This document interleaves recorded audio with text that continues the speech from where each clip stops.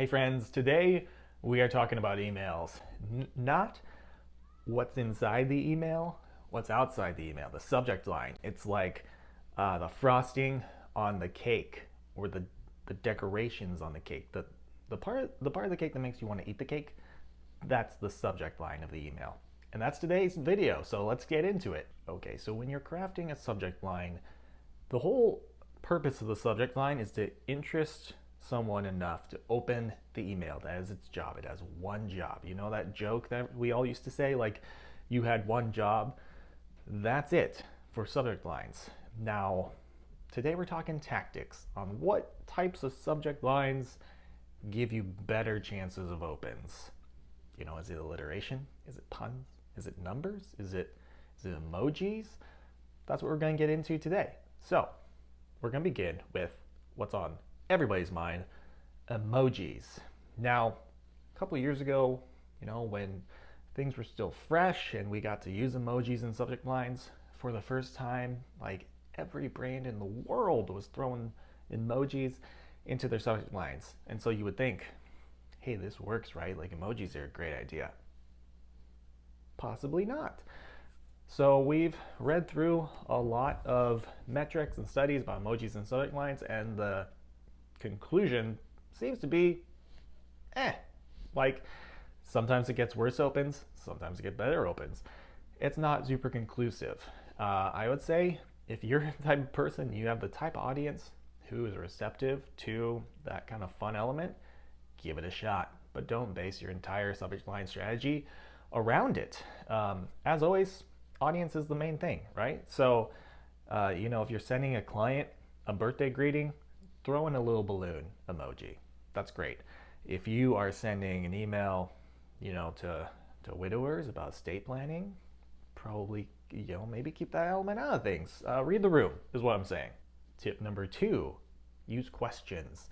Evoke some curiosity. If you ask a question somebody doesn't know the answer to, that can grab their attention and pull them in, get them to open that email and see what you have to say, right? The big thing about questions is if you use them, you want them to be posed naturally, and of course you want them to be succinct, just a couple of words to make sure that you don't have this really long question that runs on and someone can't read the entire thing when that email drops into their inbox. And I'll also say, don't limit yourself just to question marks. Try exclamation points. Try all sorts of different punctuations. With emails today, people get so many that you've got to go outside the norms and be willing to take a few risks here and there and try in different forms of punctuation, different ideas. This is all part of the experimentation process. Next idea, use some numbers. Now this works if you've got like a list of something in your email, but numbers can be a great way to evoke curiosity, right? They stand out. We process them a little bit differently than just words. So if you've got an inbox full of just words and you got an email that comes in with a number, that looks different. It catches the attention. But here's the thing about numbers. They can't do all the work on their own. They can capture attention, but then we need to take the attention and ratchet it up to create some intrigue and create enough interest for someone to actually take the next step, which is to click on the email and open it and read what's inside. So, 7 estate planning tips uses a number, not very compelling. 7 estate planning tips you haven't heard before, now we've got something for somebody to take a look at. And, nobody likes to be left out. Nobody wants to be the one person who hasn't heard of these techniques. So now we've got a reason for them to click in and read that email. Just a simple, basic example there. Another thing that you can try is more personalization. Emails shouldn't just be sent out to a mass audience of people and be super general, right? And one way you can get past the general nature of an email, because it is a one-to-many communication, like how we're talking about it, is personalization. So if your email marketing platform has capability, put a first name tag inside of that subject line, and now you've personalized it to the person receiving that email. Hopefully you've collected people's names so you can do that type of thing. But there was a study by Experian, and they found that when they threw in some personalization, open rates went up 29%. Not a foolproof tactic, but it can be a good way to just add a little bit of differentiation from, again, you want to stand out from what else is in the inbox. So if that can make you look different, try it out. Last thing I'm going to say is use A/B testing for your subject lines. What an A/B test is you write one subject line in the A field, you write another subject line in the B field. You want to make them very different from each other. Do a question in one, do a number list in the other, and see which one wins. If your email platform allows you to do this, it'll send out both to a small segment of your list first, and it'll see which one wins, which one gets more opens, and then it'll deliver that to everybody else.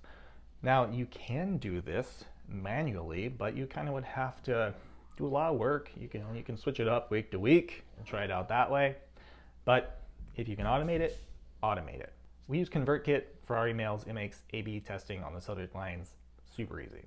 The last thing to think about with your emails is that it makes a difference whether you're saying to a cold audience or a warm audience. A cold audience is you're saying a first email to people who have never heard of you before. That's a cold list. A warm list is people who have signed up for your newsletter and already stated that they want to hear from you.